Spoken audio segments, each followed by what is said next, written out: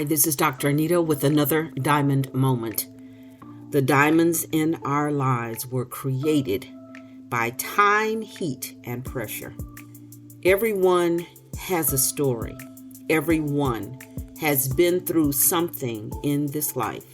Whether that something overcomes us or whether we are the overcomers is our choice. We've been talking now for a while, asking ourselves tough questions, digging deep, examining the limitations of the way that we think, of the way that we react to adverse situations in our lives. And I hope that you've come to a point where you're seeing patterns. You're able to see how some of the things that we have believed are no longer applicable. They're old, they're stale, they're outdated, they need to go. They're antiquated. And in the same way, many of us look for the best, the shiniest, the new to bring into our lives, that which is updated.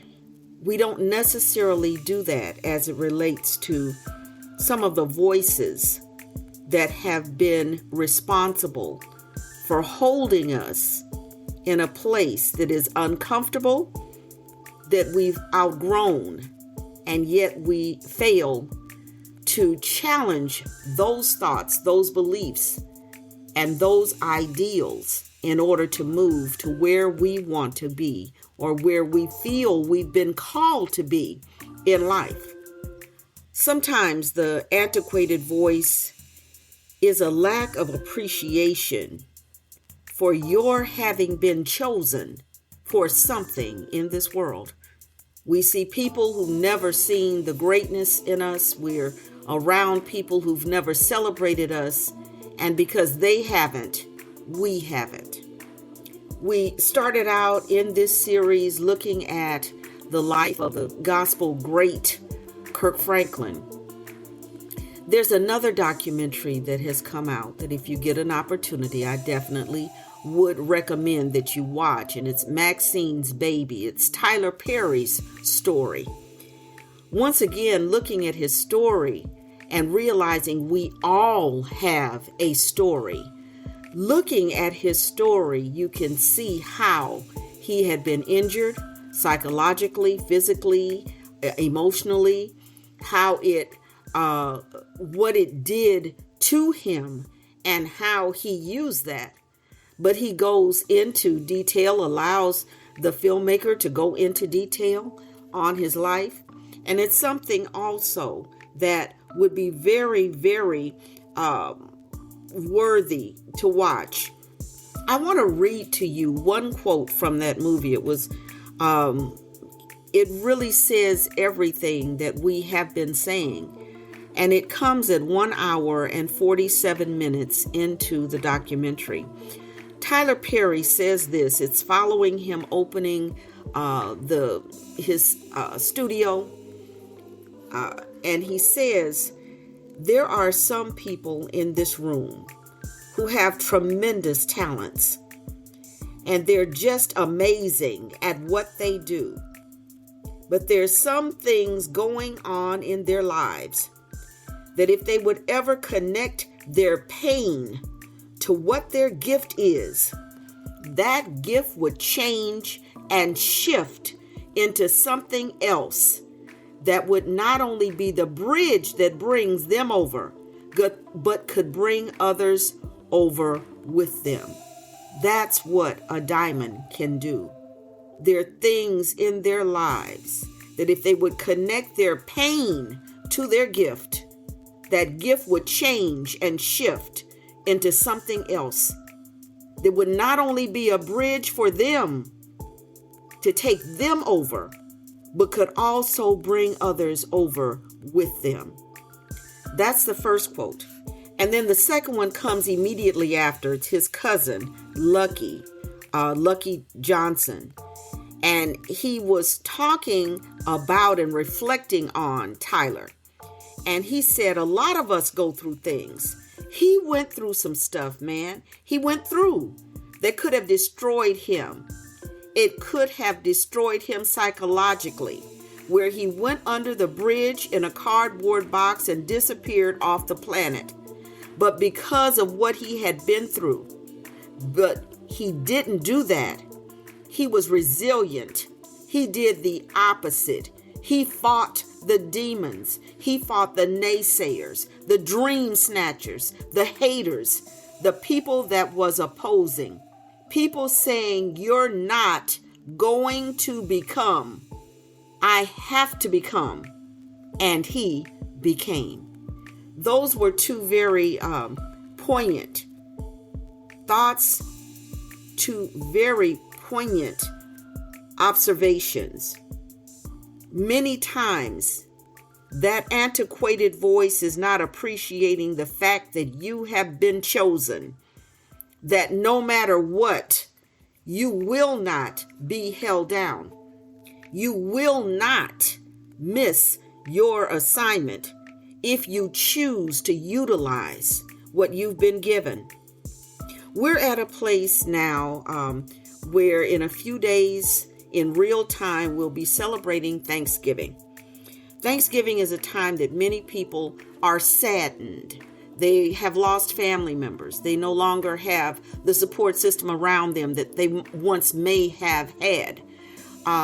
There's others that will be spending time with some of these very people who did not believe in who you were to be and what you were placed here to do. You have a wonderful opportunity to be in the room, to be in the environment, and be who you are. Many times it's necessary for us to show them who we are, not just to sit idly and allow their erroneous impressions of us to define who we are. Maybe that antiquated voice will be sitting around the dinner table on Thanksgiving. You may have felt unworthy of the blessing that you've been given, and that antiquated voice is the same one who continues to reinforce that unworthiness. You may want to look around and realize that sometimes what we're dealing with has to do with our environment, our physical environment. Removing clutter, getting things out of the environment opens up and clears a pathway for us to be able to see things better. Why is it necessary for us to go through this process? It's necessary because we know somewhere deep inside that we are not being our authentic selves. It's time to step out of the expectations of others and finally be true to who we really are. Ask yourself this question: what could you accomplish if you were free to be you? What could you do if you weren't listening to those voices? If they were no longer holding you back and holding you down, what could you do? It's time to find out. One of the ways to stay on track is to perpetually seek after peace. And I don't mean that by saying peace in the environment around you. I mean that by saying peace within you. When you're challenging, when you're in that place where the people who may have been the naysayers and the haters in your life are around, you may feel anxiety. You may feel as though, I don't know whether I can do it. I don't know whether I can show up in my authentic self with these people. Anxiety will always show you the signpost that there's something that you haven't realized about your direction, the direction that you're going in. A sense of dread can show up that you think that you're drifting off course. But why are you having this gut reaction to a thought? Maybe it's because it would take you in the wrong direction. Or maybe it's because you truly are challenging that limiting idea, concept, or belief that has held you back. Seek after peace. Find that place of peace within your gut. and know that that is the direction. But again, don't be fooled by that voice that seeks to hold you in the place that you've been in all the time. At this point, if you followed me, if you've been going through and challenging yourself, you're not the same person that you once were. You may have had one idea, one thing come through, one thought that you pressed into that has the ability to change everything. You really can do whatever you put your mind to do. All you need to do is decide and then do it.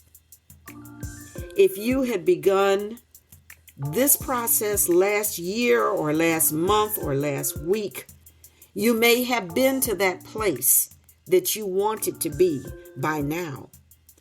Or at least you would have been a year, a month, or a week further along. I want to challenge you to look your challenges directly in the eye and then overcome it. Realize that those voices that have been informing you were there for a reason. They were there to protect, but they're no longer needed. You really do have the ability to be all that you want to be. All you have to do is to decide that you want to do it and then do it. The two documentaries that I've referred to in this series thus far are very riveting. And they show to a great degree what can be done if you continue, if you move forward, if you don't give up, if you believe that there is something inside of you. And it doesn't matter how old you are. It doesn't matter how old you are. There's a painter called Grandma Moses, and she did not begin to paint until she was in her 90s. It doesn't matter how old you are. It simply matters that you move forward in that you have been given to do. Always remember that becoming is a process, and a process has stages. If you're one of those people who are prone to sadness, remember that your loved one was there for a reason, a season, and for their lifetime. It was time for them to move forward in what God created them to be. The fact that they're not here is not something unusual, because it is appointed unto man once to die. I hope that you'll take the lessons that they taught you and use them for something. Not just use them as fodder for tears, but use them for growth and development in your own life. Allow their lives to mean something. You can take them with you in your heart and in your dreams if you choose to. Or you can allow the sadness to overcome you and overcome their memory in your heart and in your mind. I hope this has been a benefit to you. Please visit my website, www.DrAnitaMc.com. Join me on FanBase and join me on Wisdom. We're going to keep moving forward. We're going to continue to challenge those limitations of life and see where we end up. Thank you.